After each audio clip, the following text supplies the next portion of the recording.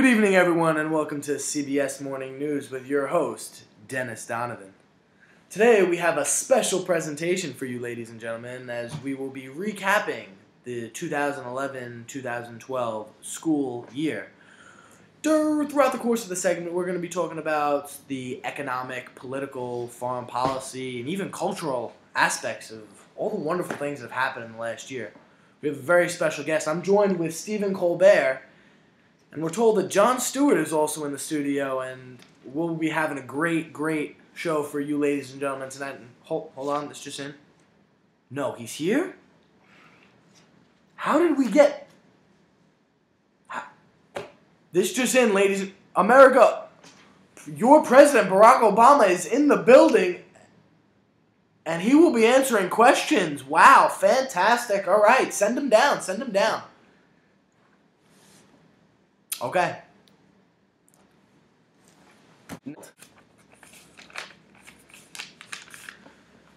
Good morning, Americans. Jon Stewart joined here with my personal friend and pal, Stephen Colbert. How's it going, Stephen? It's going good. Good. Looking forward to talking some politics with you, just like the good old days. What do you say?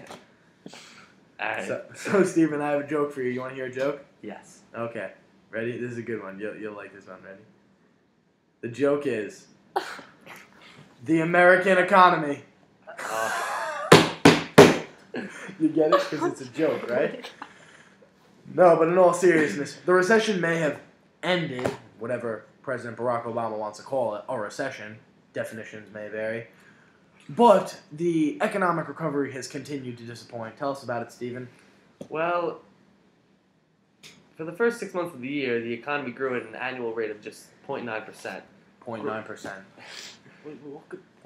Go on, Stephen. Growth improved to a 2% rate in the third quarter, and a 3% rate is forecast for the fourth quarter. A whole 3%. Wow.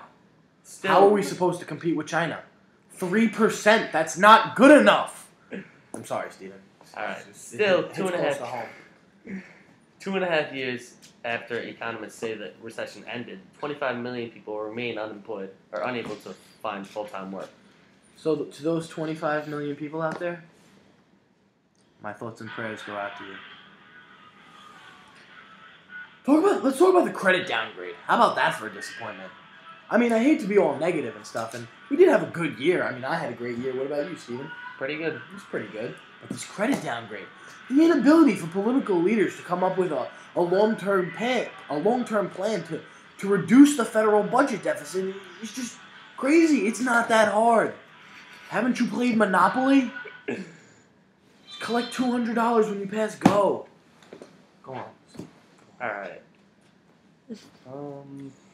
The political bickering engaged voters, spooked investors, and led to the lowest consumer confidence level of the year. But the nation's long-term borrowing costs fell after the crisis. The reason U.S. debt still looks safer to investors than almost everything else, especially European debt. Because everyone knows that Americans are greater than Europeans. Isn't that right, Stephen? That's right.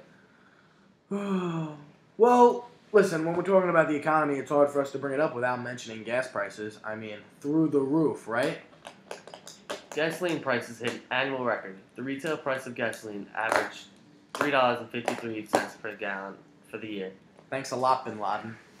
eclipsing the 2008 record of $3.24 per gallon. No, Stephen, how do you feel about Americans depending on foreign oil? You know, I think our dependence... It's just too high. Yes. It's just too high. We need an alternate. Man, we need to harvest the sun's energy. Now, that's a good idea.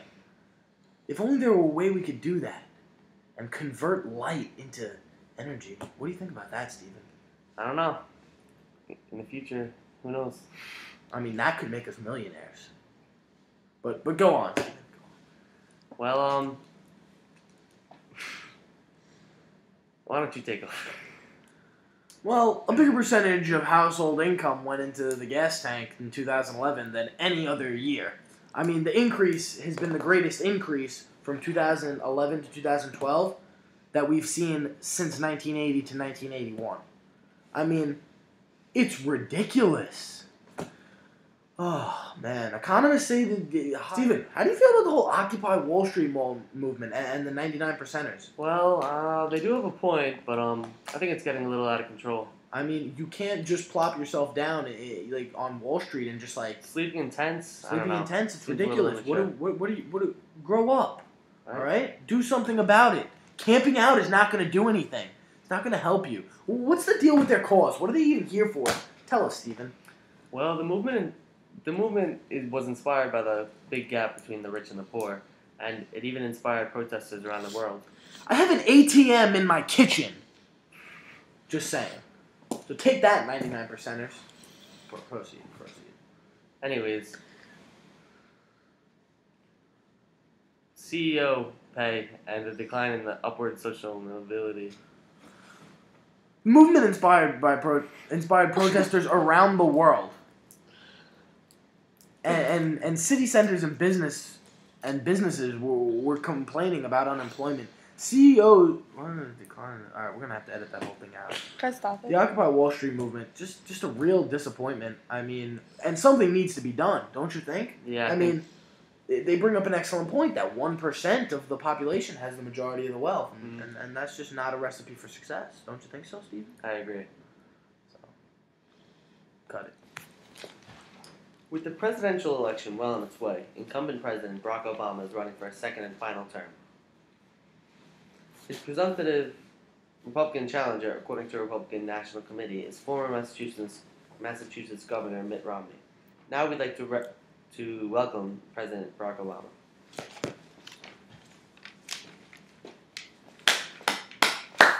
Please, hold the applause. Hello, America, my fellow American subjects. It's a pleasure addressing you fine men and women. All right, Mr. President, what would you consider your greatest achievements during your... My greatest achievements? What wasn't great? I was fantastic. I killed Bin Laden. Just saying. What do you think of the your other candidate, Mitt Romney? What candidate? I don't have a candidate. I will win. That's. Oh, Mitt.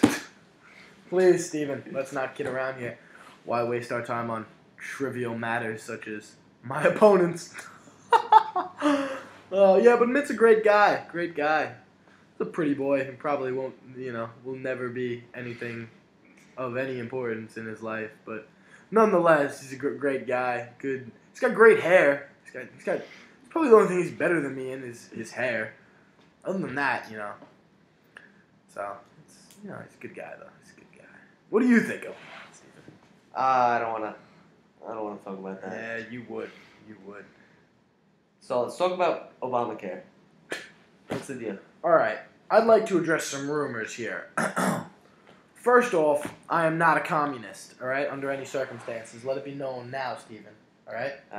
Because I know you have been one of my biggest critics when it comes to Obamacare and some of the other plans I've wanted to put into place, such as a national curriculum, which I really think could benefit schools in the South to compete with superior schools, such as the New York or California public education systems. I mean, now the goal of my public education, the government should take over public education. That's the goal.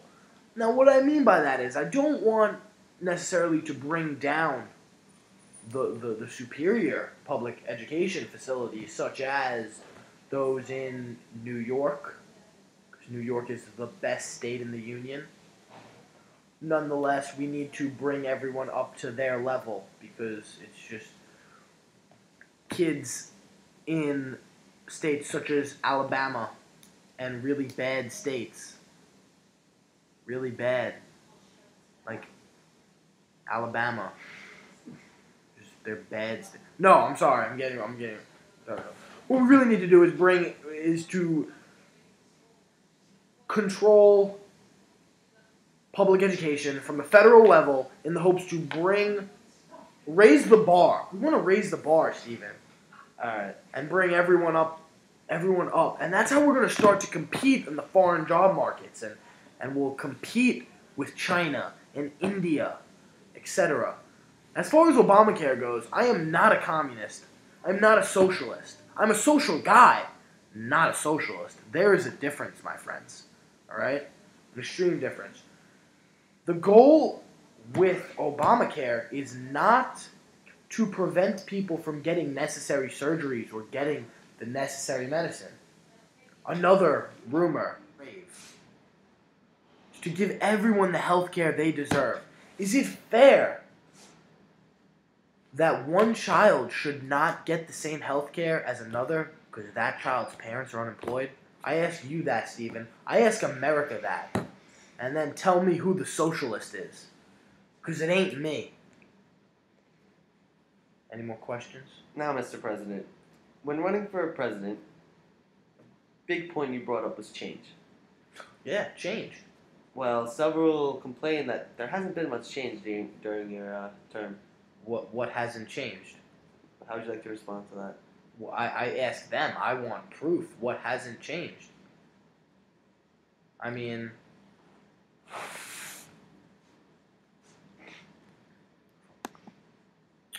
come on.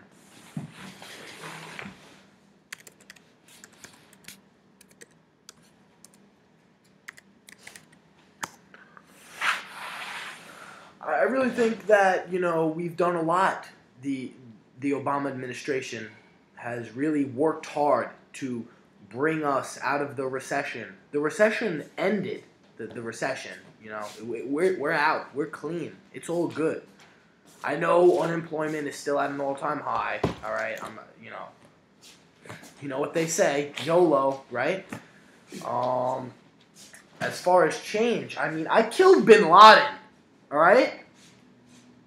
That's justice. All right, it's been nice talking to you, Mr. President. Pleasure as always. Pleasure as always, Stephen. And I look forward to seeing you soon. Say hello to the wife and kids for me, all right? Yeah.